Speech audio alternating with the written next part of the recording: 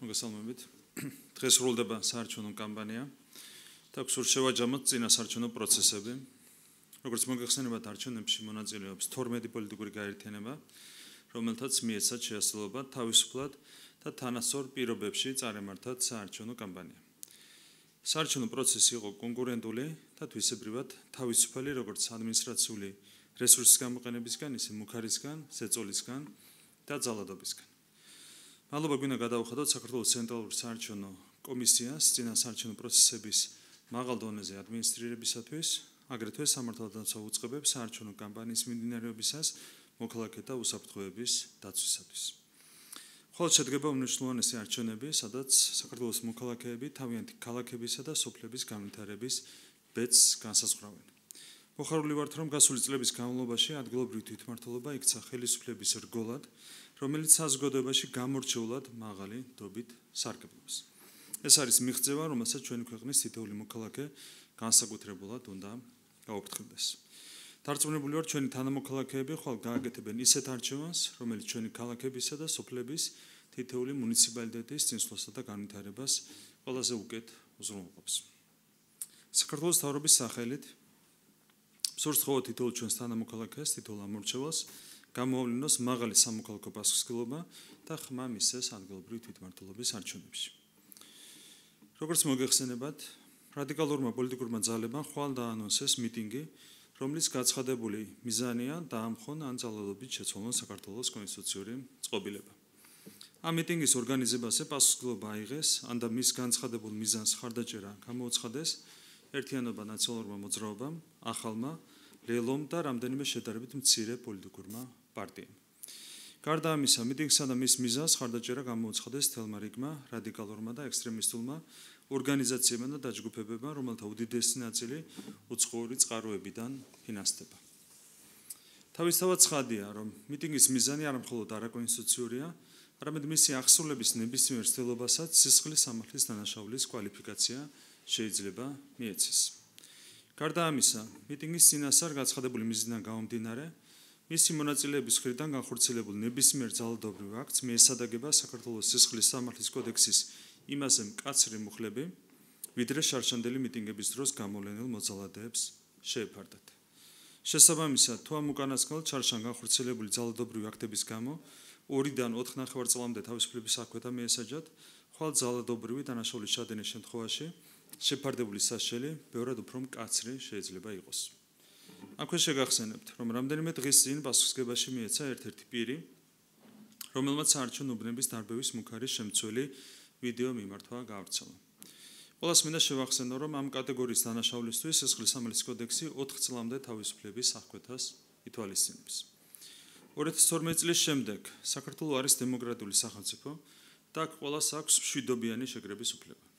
თუმცა კიდევ ერთხელ ვაფრთხილებთ ყველას, რომ ნებისმიერ ძალადობას უმკაცრესი კანონისმიერი პასუხი გაეცემა. მოვუწოდებთ ყველა პოლიტიკურ პარტიას და სხვა გაერთიანებას, ვიდრე ჯერ კიდევ არის დრო, ქმედითად გაემიჯნონ შეკრებას, რომლის მიზანი საქართველოს კონსტიტუციური წყობილების დამხობა ან ძალადობით შეცვლაა. ყველას მინდა შევახსენო, რომ დღეს საქართველო, მისი კონსტიტუციური სისტემა და სახელმწიფო ინსტიტუტები, მათ შორის სამართალდამცავი სტრუქტურები არის ძლიერი და ერთმუშტად შეკრული, როგორც არასდროს. აქედან გამომდინარე, არავის ურჩევთ გარისკოს და დაუპირისპირდეს სახელმწიფო სისტემას და კანონს, რომლისგანაც ყველა სამართალდამღები უმკაცრეს პასუხს მიიღებს. საქართველო განაგრძობს მშვიდობიან და სტაბილურ განვითარებას, რაზეც საქართველოს მთავრობა და მისი თითოეული უწყება სულ პასუხისმგებლობას ვიღებთ. დიდი მადლობა. თუ არის შეკითხვები მზადურობას. მოგესალმებით, სოფო ბერძე, ტელეკომპანია იმედი. ბატონო პრემიერო, მინდა გითხოთ იმ თემაზე, რაზეც ახლა საუბრობდით. თქვენგან გაფრთხილება რჩევა იყო ამ პერიოდის განმავლობაში ბევრჯერ. თუმცა აი მაგალითად ოპოზიცია დღესაც ამბობს, რომ ხვალ მათი მხრიდან იქნება სიურპრიზები. აი ახლა თქვენი დღევანდელი ბრიფინგი და თქვენი მთავარი გზავნილი მათი მისამართით, რაიმე კონკრეტულ ინფორმაციებს ეყრდნობა, რომელიც ხელისუფლებას აქვს, თუ საჯარო მოწოდებებიდან გამომდინარე აკეთებთ ამ მიმართვას და მოწოდებას. პირველ რიგში აქცენტი უნდა გავაკეთოთ საჯარო მოწოდებებზე. საჯარო მოწოდებების თანახმად ხვალინდელი აქციის გაცხადებული მიზანია დაუპირისპირდნენ კონსტიტუციურ წყობილებას და სცადონ კონსტიტუციური წყობილების დამხობა ან ძალადობის შეცვლა. ამაზე ღიად საუბრობენ შესაბამისი პარტიების ლიდერები და სხვა პირები, რომლებიც არიან ჩართული ამ აქციის ორგანიზებაში. ეს რაც შეეხება საჯარო განცხადებებს, უკვე ეს განცხადებები თავისთავად არის არაკონსტიტუციური, გულისხმობს არაკონსტიტუციური მიზნის მიღწევის ცდელობას, ხო, თავისი შინაარსით.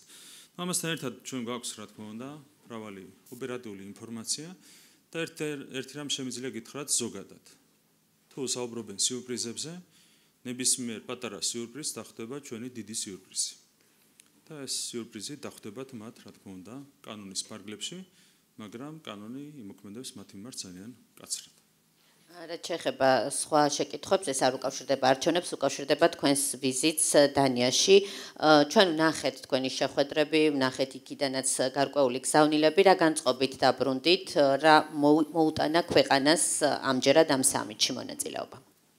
ნუ თავისთავად საინტერესო ფორმატია, აქ გვაქვს გამოსვლის საშუალება და რასთავარია, გვაქვს ორმხრივი შეხვედრების გამართვის საშუალება სხვადასხვა ფორმატში. და ამ ვიზიტის დროს ქონდა არაერთ ლიდერთან, 30-ზე მეტ ლიდერთან გასაუბრების საშუალება, სადაც ბუნებრივი აქცენტი გავაკეთეთ ჩვენს ქვეყანაში არსებულ ვითარებაზე და ჩვენს მიზანზე, რომელიც უკავშირდება ევროინტეგრაციას. არაერთი ლიდერის მხრიდან, მათ შორის მაღალი რანგის ლიდერების მხრიდან გამოითქვა ინტერესი გადაიტვირთოს ურთიერთობები საქართველოსა და ევროკავშირის შორის.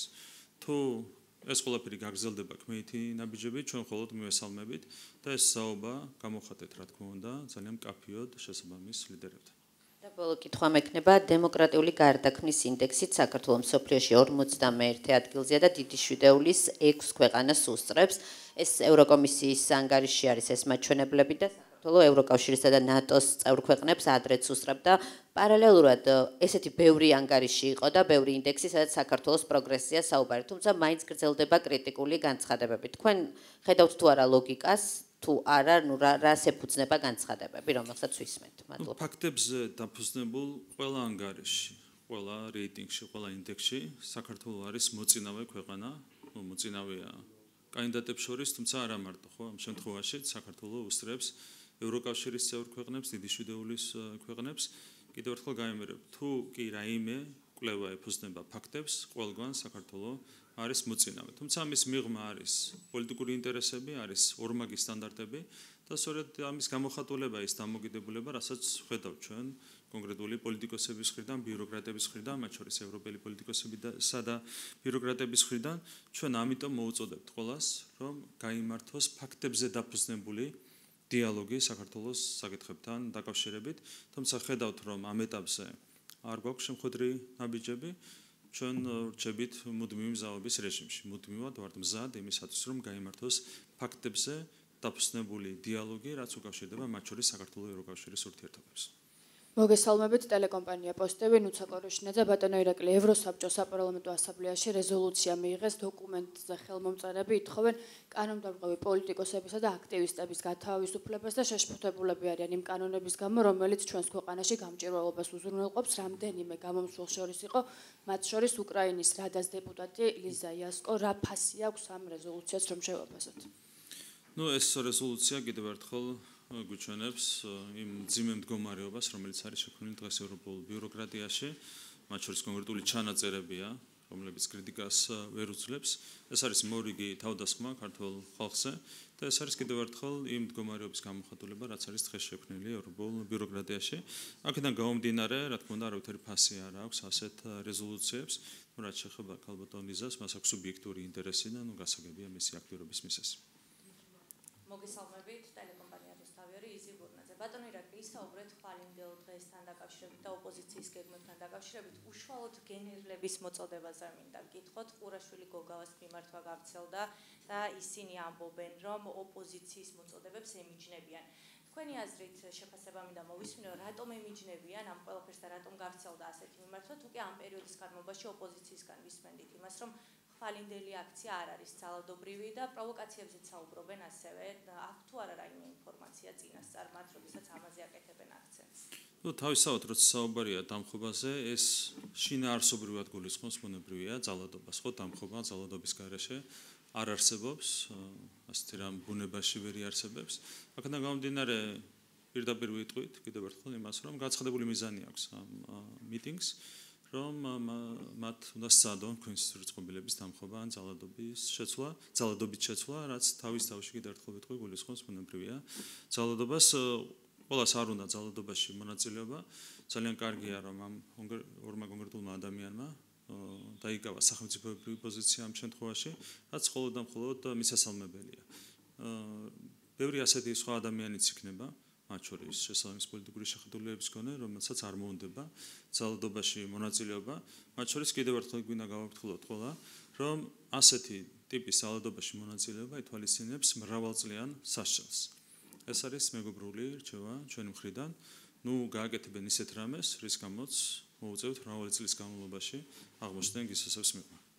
მოგესალმებით, პირველი არხით ამონაძე კლაური, მე გითხავთ მათ შორის იმ ინფორმაციებთან დაკავშირებით, რომელსაც ბოლო პერიოდის განმავლობაში სოციალურ ქსელში თუ საჯაროდაც ვისმენ და ამ შემთხვევაში ეხება თითქოს და განსაკუთრებულ დავალებათა დეპარტამენტიდან გამოსულ ჯერ იყო სქემაზე საუბარი, გასაგებია რომ გაირკვა რომ შემდეგ ის იყო ძველი წლის ინფორმაცია.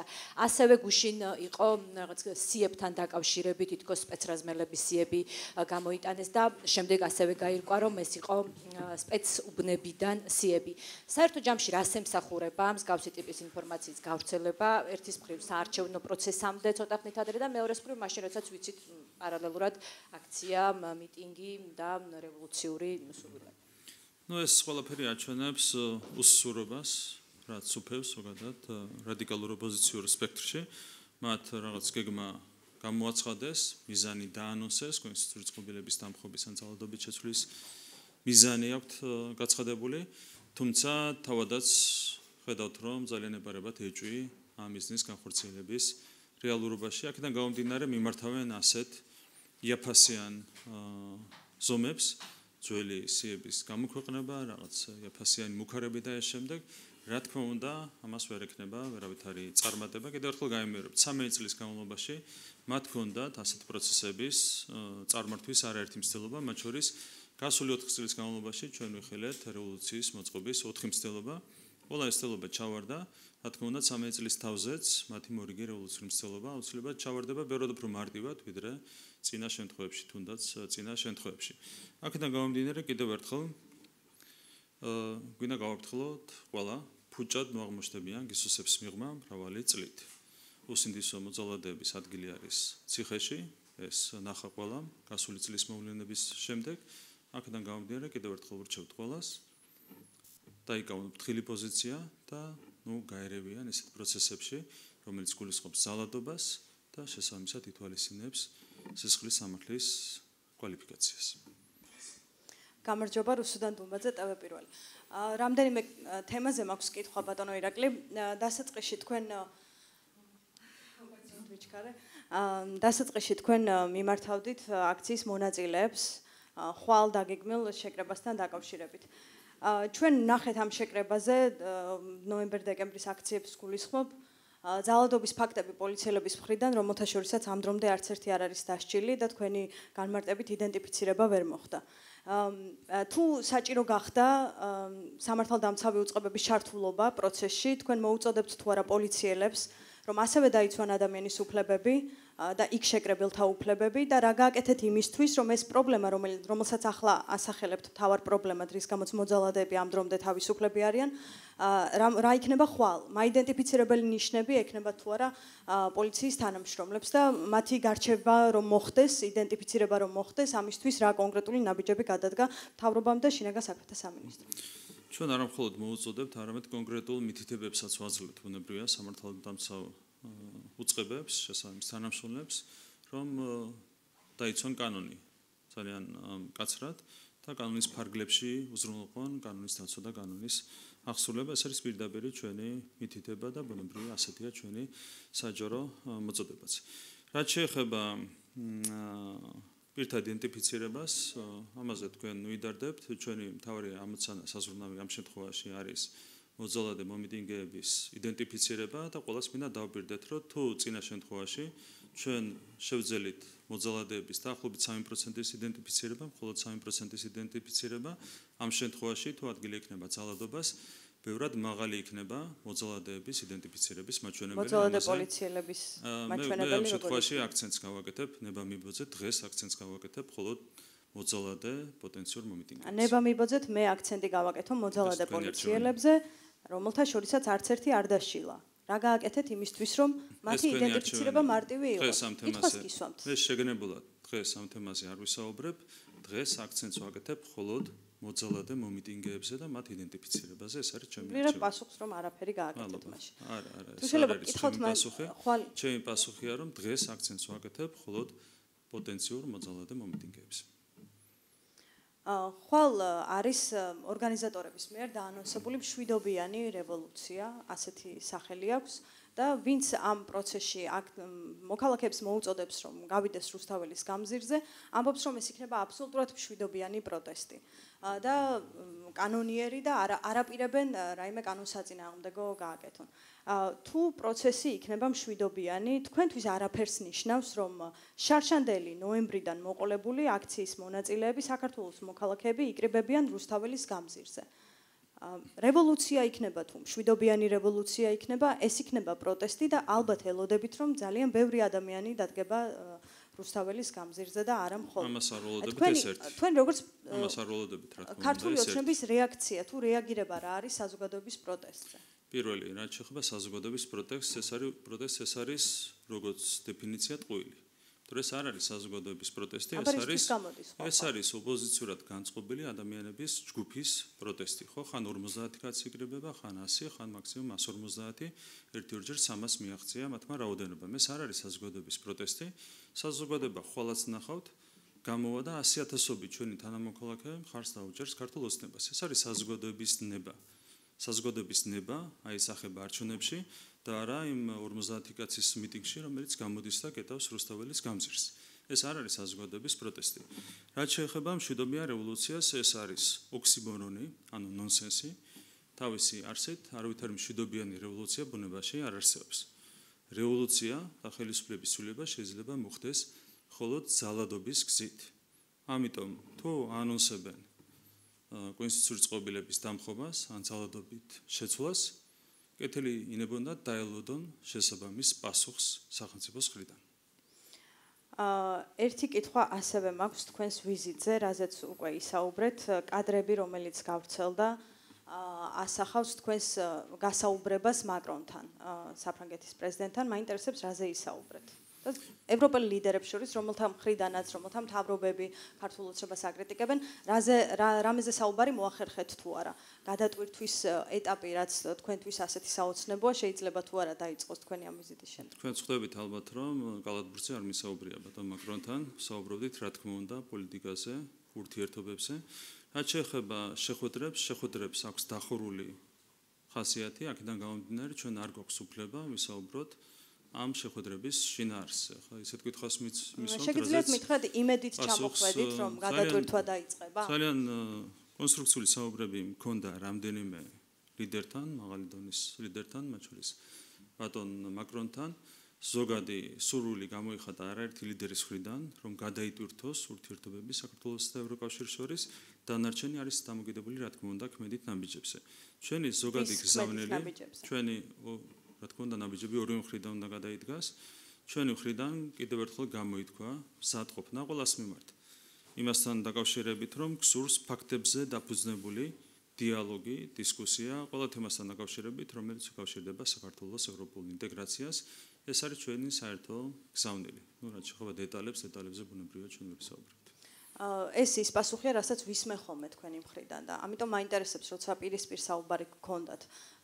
ამას გარდა ისე იყო რაიმე პირისპირი შეხვედრა, თუნდაც სხვა ევროპელ ლიდერთან შეგიძლიათ დაგვისახელოთ რომელიმე ქვეყნის ლიდერი, რომელთანაც პირისპირი საუბარი. თვითონ ევროპული საბჭოს პრეზიდენტთანაც ჰქონდა გასაუბრება ბატონ კოშტასთან. კიდევ ერთხელ გაიმერებ, რომ არაერთი ქვეყნის, მათ შორის დიდი გავლენის მქონე ქვეყნის ლიდერთან ჰქონდა საუბარი. და ყველგან საუბრობდით ამ საერთო გზავნილით. ჩვენ გვინდა გადატვირთვა და გვინდა ფაქტებზე დაფუძნებული დისკუსია საქართველოს საკითხის გარშემო. ეს არის ჩვენი საერთო გზავნილი. და როცა რაიმე ქმედით ნაბიჯებზე საუბრობთ ორივე მხრიდან, თქვენ რა გაქვთ მოაზრებული თქვენი მხრიდან გადასადგმელ მაგალითისათვის ნებისმიერ დროს მზად ვართ გახსნილი ღია შეხვედრისთვის ნებისმიერ ფორმატში იმისათვის რომ განვიხილოთ საქართველოსთან დაკავშირებული საკითხები. იმედი გვაქვს რომ ანალოგური ნაბიჯი გადმოიდგება მათი მხრიდანაც. ნებისმიერ დროს მზად ვართ ასეთი შეხვედრისთვის.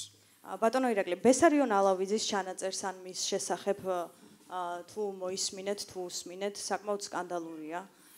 ჩანაწერი, რომელიც გავრცელდა უზენაესი სასამართლოს ყოფილი მოსამართლის მონაწილეობით. ის შემდგომ პირდაპირ ეთერშიც საუბრობდა იმ ზეწოლაზე, რომელსაც თავად განიცდიდა მოსამართლეთა კლანის მხრიდან, რომელთა უკან ასევე იდგა ბიძინა ივანიშვილი. ასახელებს კონკრეტულ საქმეებს, რომელზეც იყო პოლიტიკური მოტივი და იმასაც ამბობს, რომ ზეწოლა იყო იმდენად დიდი, რომ მას ის ლამის თვითმკვლელობამდე მივიდა. თქვენ რა პასუხი გაქვთ სამართლიანობის აღდგენით მოსული ხელისუფლების 13 წლის თავზე? ერთი რომ ეს არის რამდენიმე წლის წინ გავრცელებული ჩანაწერი და ახლა აქციის წინადღეს გაახსნა ვიღაცას, პასუხი უკვე გაეცა ყველა დეტალს. ეს არის ადამიანი, რომელსაც ჰქონდა დიპლომთან პრობლემა, ამის გამო ვეღარ დაიკავა მოსამართლის თანამდებობა და განაწყენებული საუბრობს ასეთ რაღაცეებს, ხო? არ არის საინტერესო, 3 წლის წინ უკვე გაეცა პასუხი ამ ინტერვიუს, რომელიც ახლა ამოქეკეთ 3 წლის თავზე, ხო? აქციის წინადღეს. რა მნიშვნელობა აქვს, როდის ხო, ან კაცი ყოველს ამბობს. თუმცა ამ ამბავს რაიმე სიმძაფრეს უკარგავს, რა საქმეებზეც საუბრობს. არავითარი დასტური არ აქვს. და ამას პასუხი გაეცა 3 წლის წინ. თვითონ რას ამბობს, რა მნიშვნელობა აქვს? არსებობს ჩანაწერი, რომელიც ადასტურებს, რომ კლანის ლიდერები მას აიძულებდნენ კონკრეტული გადაწყვეტილებების მიღებას. რა ჩანაწერი? მან გუშინ ტვ პირველის ეთერში თქვა, რომ არსებობს ჩანაწერი, რომელიც მის ამ ამბობს დაადასტურებდა. სად არის ჩანაწერი? ჩანაწერი რომ გამოაქვეყნოს, თქვენ რა პასუხი გეკნებათ? სად არის ჩანაწერი, კაცო? ჯერ ნახეთ, როდესაც საუბარია ხოლმე სასამართლოზე. და თუ არსები ეს ადამიანი მონაწილეობდა რუსთავიორის საქმეში, ხო? თუ არსები. ფორმეშლება, რომელთან დაკავშირებითაც სტრასბურგის სასამართლომ განაცხადა, რომ უზენაესმა სასამართლომ, ისე როგორც სააპელაციო და პირველი ინსტანციის სასამართლოებმა მიიღეს აბსოლუტურად სამართლიანი გადაწყვეტილება. და ეს კაცი ახლა რას ამტკიცებს? რომ თვითონ უნდა უსამართლო გადაწყვეტილების მიღება რუსთავიორის საქმეზე და ვიღაცა აიძულებდა სამართლიანი გადაწყვეტილების მიღებას. უკვე ნახეთ რამხელა აბსურდია ეს კაცის შესული. იყო საუბარი, რომ სტრასბურგამდეც თითქოს დაალაგებული იყო სტრასბურგის დაალაგებული. ბატონო ირაკლი, ძიმე ბრალდებები არის ძიმე და არა მხოლოდ რუსთავიორს არა. ეს ბრალდება ძიმე კი არა. თქვენ შეიძლება მიიჩნიოთ ასე, მაგრამ მე როგორც საქართველოს მოქალაქეს მაინტერესებს რამდენად არის სიმართლე. ის რასაც ყვება ყოფილი მოსამართლე. ძიმე ბრალდებების გამო გამოძიება მაინც არ უნდა დაიწყოს ქვეყანაში, რომ გავიგო კლანი მართლა მართავს, ბიძინა ივანიშვილი მართლა მართავს კლანს, შეთანხმებულია და ეს საქმეები, რომელზეც თქვენ ამაყობთ, რომ სტრასბურგმა ასეთი გადაწყვეტილება მიიღო თუ სხვა საქმეები მართლა სამართლიანად წარიმართა და ეს ადამიანი იტყუება. ეს კაცი ამტკიცებს, რომ უნდა უსამართლო გადაწყვეტილების მიღება და ვიღაცა აიძულებდა სამართლიანი გადაწყვეტილების მიღებას. ამას ამტკიცებს და ამაზე მეტი სისულელი რა უნდა ამტკიცოს კაცმა. რუსთავიორის საქმე არ არის ერთადერთი და სხვა საქმეებზეც საუბრობდა. ის აქცენტს აკეთებდა ამ დროს რუსთავიორის საქმეზე. და კაცი ამტკიცებს, რომ უნდა უსამართლო გადაწყვეტილების მიღება და ვიღაცა მის აიძულა რომ მიიღო სამართლიანი გადაწყვეტილება. ხო ეგეთ აბსურდში როგორ უნდა შევიდეს კაცი? გამოძიება უნდა დაიწყოს თუ არა? რაზე ამაზე, რომ ვიღაცა აიძულებდა სამართლიანი გადაწყვეტილების მიღებას? არა, იყო თუ არა ზეწოლა მოსამართლეებზე. თან ბესარიონ ალავიძე არ ყვება რომ მხოლოდ მასზე იყო ასეთი ზეწოლა და სხვა მოსამართლეებს ასახელებს ნახეთ ვისაც ასე ავალებდნენ. ეს არის სერიალი ტყუილები. თავის დროზე იყო გაცხადებული ფაქტი. ეხლა ერთ რამეს თქვენი არ გჯერა. ვის უნდა დაგუჯეროთ? გამოძიება უნდა დაიწყოს თუ არა? ერთ რამეს გეტყვით. იყო თავის დროზე გაცხადებული ფაქტი. როდესაც კონკრეტული საქმის განხილვა გვარამიას საქმის განხილვა მოსამართლეზე ერთ-ერთი საელჩო წარმომადგენელმა პირდაპირ ზეწოლა განახორციელა, დაიბარა მოთხოვა ანგარიში კონკრეტულ საქმეზე და მერე ვიზიტი გაუქმა, ანუ პირდაპირ ზეწოლა განახორციელა ამის გამო. და მაშინ არ კონკრეტული ფაქტის პირობებში რა თქმა უნდა პირდაპირ ზეწოლა იყო. თქვენ მოითხოვეთ მაშინ გამოძიების დაწყება. ზეწოლა გადაწყვეტილების მიღებაზე, იმ მოსამართლეზე რამე ზეწოლა იყო, რომ გადაწყვეტილება უნდა მიიღო ისეთ როგორც საელჩოს უნდა. საქართველოს კონსტიტუციაში სისხლის სამართლის დანაშაული იყო მაშინ რაც მოხდა. სისხლის სამართლის დანაშაული იყო რაც მოხდა და ამაზე არსებობს ფაქტი და მტკიცებულება და თქვენ ამაზე არ მოგითხოვიათ გამოძიების დაწყება. გასაგებია ხო, რაზეც გეუბნებით და აქ სისულელეზე უნდა დაიწყოს გამოძიება ამას ამტკიცებთ. კარგი. არ არის მივიღე პასუხი, ბოლო კითხვა მაქვს, ისევ დავუბრუნდებით თქვენს მიზიდს თუ შეიძლება ტყუილია თუ სიმართლე ეს მოქალაქეებმა უნდა განსაჯონ და ამისთვის უნდა არსებობდეს უწყება, რომელიც გამოიწვიებს და ირაკლი კობახიძეს მთავრობის მეთაურს მე არ უნდა გუჯერებდე, ხომ? გამოძიება ამისთვის საჭირო. მოქალაქეებს რომ ჯერათ, ამიტომ გამოვლენ ხვალ და 65%-იანი რეიტინგი გვაქვს. ამას აჩვენებს ხონდელი არჩევნები. ბატონო ირაკლი, გერმანიასთან დაკავშირებით მაქვს ბოლო კითხვა და მადლობა. კანცლერის გვერდით იყავით გუშინ აი ამ შეხვედრაზე, ამ სამიტზე. ქონდა თუ არა შეხვედრა ან საუბარი, იმიტომ რომ გერმანიასთან დაკავშირებით, თუნდაც გერმანელ დიპლომატთან დაკავშირებით თქვენი პრეტენზია ბევრჯერ გვაქვს მოსმენილი და დაიბარეთ კიდეც საგარეოში. ქონდა თუ არა ამ თემაზე კომუნიკაცია? ნუ გერმანიის კანცლერი იყო გამონაკლისის შემთხვევა, სადაც მხოლოდ მისალმებით შემოვიფერგლეთ. დარჩენი ურთიერთობაში ხელს გიშლით და არ გეისაუბრიათ კანცლერთან. ასე მოხდა. შემიძლია ფაქტი გითხრათ, რა იყო, როგორ იყო, რატომ იყო, ამაზე თქვენ შეგიძლიათ იმშალოთ. თქვენ ინიციატივა გქონდათ და ის არ გაგესაუბროთ თუ? ამაზე თქვენ იმარჩიელეთ, ეს არის ჩემი მოწოდება. არა, მნიშვნელოვანი საკითხი არის, მეც გავაგრძელებ გელა ბოჩკაშვილი რადიო თავისუფლება. პრინციპში შემემსუბუქეს კოლეგებმა საქმე და რაღაც კითხვები დასვეს. ამ საკითხზე მეც მქონდა კითხვა, თქვენ არ იყავით ინიციატორი, მისგან არ მოდიოდა ინიციატივა თუ რა ხდებოდა გუშინ გერმანიის წარმომადგენელთა შეხვედრაზე და ასევე მაინტერესებს ლიდერებთან, რომელზეც თქვენმა პრესამსახურმა გაავრცელა განცხადება, რომ 30-მდე ქვეყნის თუ თქვენ კომენტარი იყო მე თქვი 30-ზე მეტი ლიდერია. აი რომელი ქვეყნების ლიდერები იყვნენ, ქვეყნები რომ გამოყოთ ნახეთ, ფორმატი არის დახურული. და ვინ იყო? კი ბატონო, მე არ გესაუბრებით შინაარსზე, მე გესაუბრებით რომელი ქვეყნის ლიდერები იყვნენ, თქვენ იყავით ინიციატორი, ისინი იყვნენ თუ როგორ მოხდა მათთან კომუნიკაცია? ნახეთ, არის დახურული ფორმატი, არის ძალიან თავისუფალი ფორმატი და მარტივია კომუნიკაცია ადამიანებთან და ასე დროს ხვდები უამრავ ადამიანს, ზოგს ესაუბრები ვახშამზე, ზოგს ესაუბრები შესვენების დროს, ზოგს ესაუბრები როცა გვერდზე გიზის და ასე შემდეგ. ეს არის ფორმატი. 30-ზე მეტ ლიდერთან იყო საუბარი სხვადასხვა თემაზე. დარჩენ დეტალებს ვერ გავშ, მათ შორის სახელებს და გვარებსაც. ნუ ერთგვარი დავასახელე, იმიტომ რომ ფოტოზე მოხდა, მეორეგვარი დავასახელე, მაგრამ ამ დეტალების თქმა არ შეგვიძლია, იმიტომ რომ არის დახურული ფორმატი. გერმანიის კანცლერს რატომ ვერ გამოესწორებთ? თქვენ გვერდით იჭდა. დიახ, აი ნახეთ, ანუ თქვენ თქვით რომ ერთ-ერთი მე ფაქტორი გითხარით, იყო გვერდით. ფაქტი რა იყო? მე ხო ფაქტი არ დავიმალავს. ფაქტი იყო ის, რომ შემოვიფარგლეთ მისალმებით, კარგი მისალმებით. ამის მიღმა საუბარი არ ქონია და დარჩენი არ არის საინტერესო. ხელი ხომ არ შეგიშალათ გერმანიის ელჩის მიმართ? არაფერს არ შეუშლია ხელი. ზოგადად რაც ხდება გერმანიის ელჩის გარშემო, ეს არის რა თქმა უნდა ტრაიგული, მისი პოზიცია არის ძალიან ტრაიგული. კაცი არის ხაზარაძის მდგმური და პირდაპირ გამოხატავს ხარდაჭერას შესაბამისი პარტიის მიმართ, რა თქმა უნდა ეს არ შეესაბამება დიპლომატიურ სტანდარტებს. არაფერ შუაში არ არის ბატონ მერცთან საუბრის თემასთან. ხომ ამ საკითხზე ბოლო კითხვას დამაზუსტებულ კითხვას დაგვრჩათ, ხომ არ შეგიშალათ ხელი იმ კომუნიკაციამ, იმ საჯარო განცხადებებმა, რომელსაც ქართული ოცნება აკეთებდა გერმანიის ელჩის? არაფერ შუაში არ არის. ჩვენ აქაც მსად ვართ, რა თქმა უნდა გახსნილი კომუნიკაციისთვის, დისკუსიისთვის, ყველა თემასთან დაკავშირებით ეს არის ჩვენი პოზიცია. კი ბატონო, დაუბრუნდებით დღეს ძირითადი აქცენტი რა საკითხზეც გაამახვილეთ, ეს იყო აქცია, რომელიც მოსალოდნელი არის ხვალ 4 ოქტომბერს არჩევნების პარალელურად. თქვენ ახსენეთ პატარა სიურპრიზებს, დახვდება დიდი სიურპრიზიო. ასეთი წინადადება გამოიყენეთ. თითოეულ პატარა სიურპრიზს დახვდება თითოეული დიდი სიურპრიზი.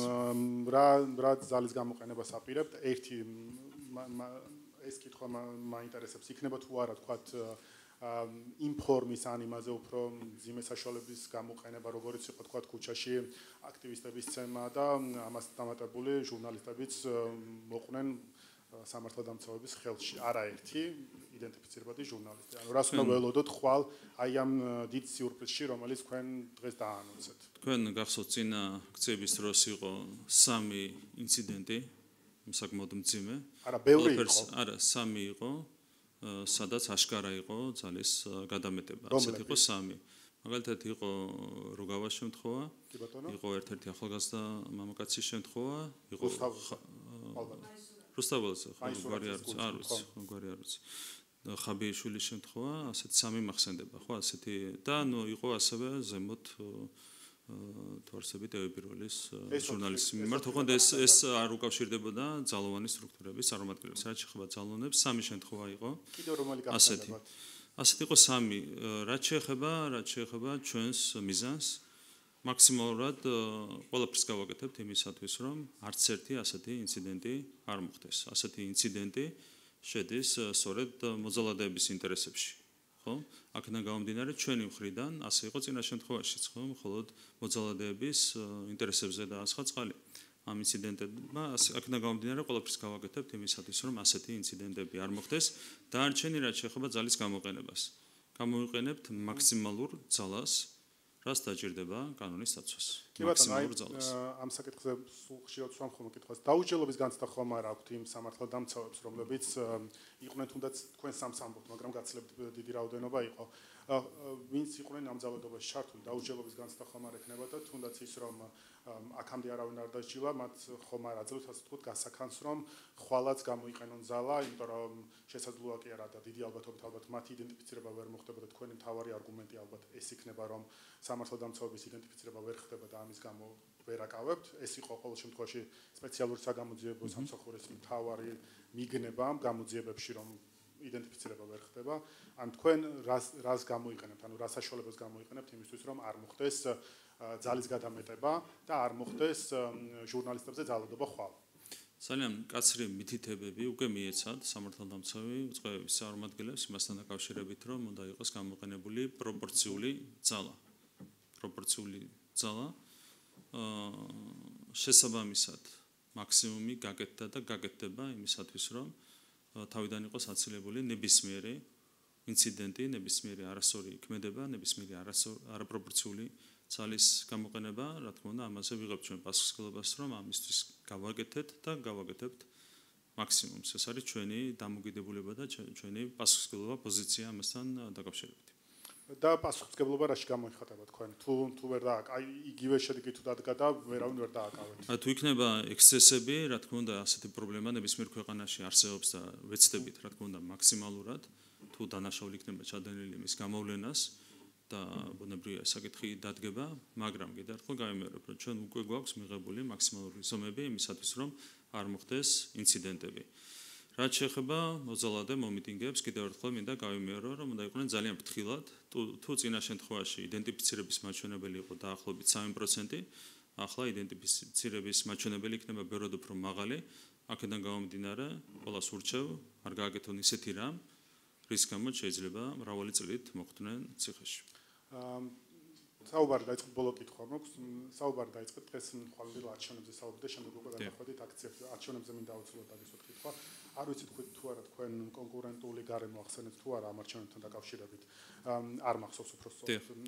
იყო არის თუ არა ეს არჩევნები კონკურენტულ გარემოში მიმდინარეობს თუ არა. და რა შეგიძლიათ თქვა თუნდაც იმაზე, რომ ის ორი შედარებით დიდი ოპოზიციური პარტია, რომელმაც გასულ არჩევნებზე გადალახა 5%-იანი ბარიერი ცესკოს მონაცემებს გულისხმობ გახარია საქართველოსთვის და ლელოძლიერ საქართველოს. ორივე პარტიამ ქართული ოცნების ინიცირებული კანონით დაკარგა დაფინანსებას, დაკარგა უფასო სარეკლამო დროც.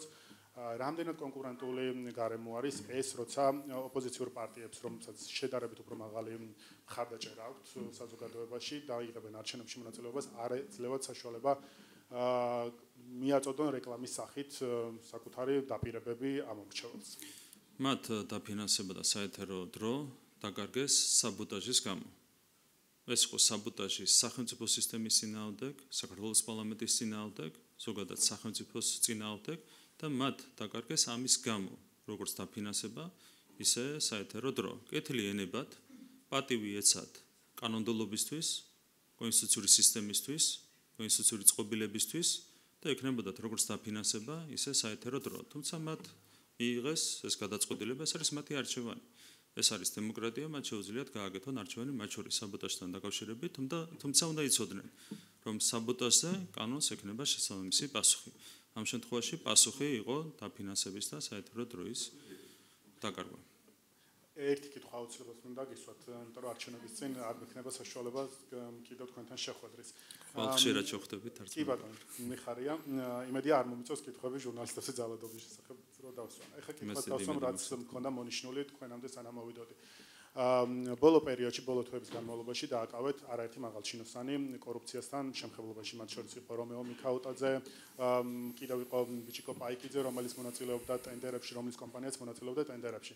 ეს ამ ადამიანების შესახებ სტუდია მონიტორს გავიხსენებ, ერთ-ერთ მედია ორგანიზაციას და კიდევ TV პირველიც იყო თუ სწორად მახსოვს, ამზადებდნენ საგამოძიებო მასალებს და მიუთითებდნენ იმ სავარაუდო დარღვევებზე, რომლის გამოც დღეს საპატიმროში არიან. ეს მედიები, განსაკუთრებით სტუდია მონიტორი, დღეს არის, ასე ვთქვათ, დახურის ზღვარზე. თუ ეცნობით მათ სხვა გამოძიებებს და თუ იყო ეს საბაბი მათ გამოძიებაში მოყოლილი ამბები, თუ იყო საბაბი იმისთვის, რომ დაწყებულიყო გამოძიება და რა შეგიძლია გითხრათ ზოგადად მათ მიერ მომზადებულ გამოძიებაზე, რამდენად გეხმარება თქვენ იმისთვის, რომ გახვიდეთ კვალზე. მადლობა. პირველ რიგში მე მინდა კიდევ ერთხელ შეგახსენოთ, რომ 2023 წლის დეკემბერში ბატონმა ბიზინა ივანიშვილმა გააკეთა კონკრეტული განცხადება მათ შორის კორუფციასთან დაკავშირებით და იქიდან მოყოლებული ძალიან ბევრი რამ გაკეთდა იმისათვის, რომ საქართველოში ვებრძოლოთ კორუფციას და მას ვაკეთებთ წარმატებით. მათ შორის შეიცვალა არაერთი მიმართულებით პრაქტიკა საქართველოს მთავრობის და ხელისუფლების საქმიანობაში. ეს ეხება მათ შორის შესყიდვებს, ეს ეხება პრივატიზაციის საკითხებს, გამჭირვალობას, ჩვენი გადაწყვეტილების გამჭირვალობას და ასე შემდეგ. და ეს შეეხო მათ შორის წარსულში განხორციელებულ ქმედებებს და ამისათვის კონკრეტული პირები უკვე არიან მიცემული პასუხისმგებაში. რაც შეეხება თანამშრომლობას ნებისმიერ ადამიანთან თუ ორგანიზაციასთან, რომელიც ცდილობს კორუფციული ფაქტების გამოვლენას, არა მხოლოდ წარსულ დანაშაულებთან დაკავშირებით. ჩვენ მზად ვართ ნებისმიერი შენიშვნა მივიღოთ მთავრობის დღევანდელ და ხვალინდელ საქმიანობასთან დაკავშირებით. სწორედ ამისათვის გავასაჯაროეთ მთავრობის ყველა აქტი.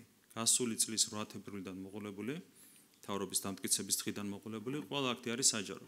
და კიდევ ერთხელ მოვუწოდებთ ყველას, ამოიღო ნებისმიერი სამთავრობო გადაწყვეტილება და თუ ნახავენ სადმე კორუფციის ნიშნებს, მზად ვართ ნებისმიერ სუბიექტთან, ვინც კი დაგვეხმარება ჩვენ კორუფციის გამოვლენაში, ყველასთან ვართ მზად თანამშრომლობისთვის.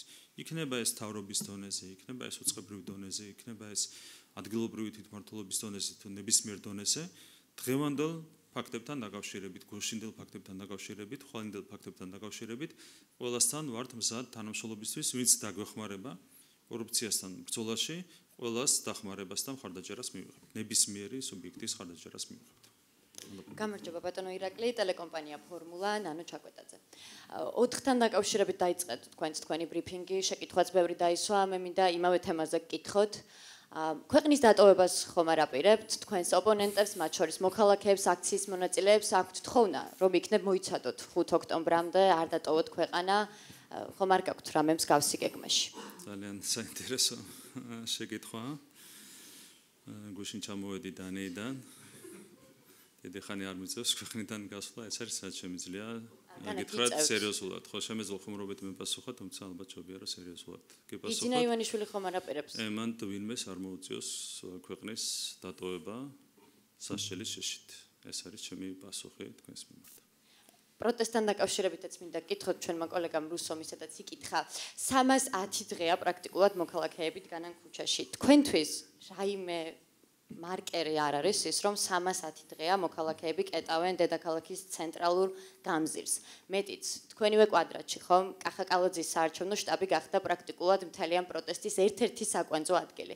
ისე ვერ მისულა იქ კახაკალაძე, ვერც ბექაოდიშარია, ვერც თქვენ ვერ მიხვალთ ალბათ, რომ იქ არ მოეწყოს საპროტესტო აქცია რაიმე ფორმით, ხო? მაინტერესებს თქვენ რითი ზომავთ? საუბრობდით წეღან 65%-იან რეიტინგზე, რითი ზომავთ გორბის კვლევას ეყნობით? თუ რა არის თქვენთვის მეტი საზომი რა სჭირდება ხელისუფლებას, გაზომოს საზოგადოების განწყობები, როცა ხედავთ, რომ პრაქტიკულად არსად არ მიგესულებათ პროტესტისა და აქციების გარეშე? ერთი გორბის კვლევით არ ხვენწყნოლობთ, ხო? ჩვენ ერთადერთი რამით ხვენწყნოლობთ, ეს არის არჩევნების შედეგები. და წინ არჩევნებზე ჩვენ მივიღეთ 1,100,000 ხმა. როცა ღილაკებს დაიჭირა ხელი და მოიბეჭდა საარჩევნო ოქმები დაფიქსირდა 1,100,000 ადამიანის ხარდაჭერა. ეს არის თავარი საზომი. და როდესაც 1,100,000 ადამიანის საბირძნეთ 120 ადამიანი დგას გნებავ თბილისის შტაბთან, გნებავ რუსთაველის გამზირზე, ეს თქვენთვის უნდა იყოს მე მგონი ეგრეთ წოდებული მარკერი, როგორც თქვენც აღნიშნეთ. მადლობა. არ არის ძალიან მოკლედ გეტყვით, საერთოდ არის საინტერესო რეზოლუცია. უკვე გიპასუხეთ. ძალიან არათუ საინტერესო არ არის, ძალიან უინტერესოა, მადლობა.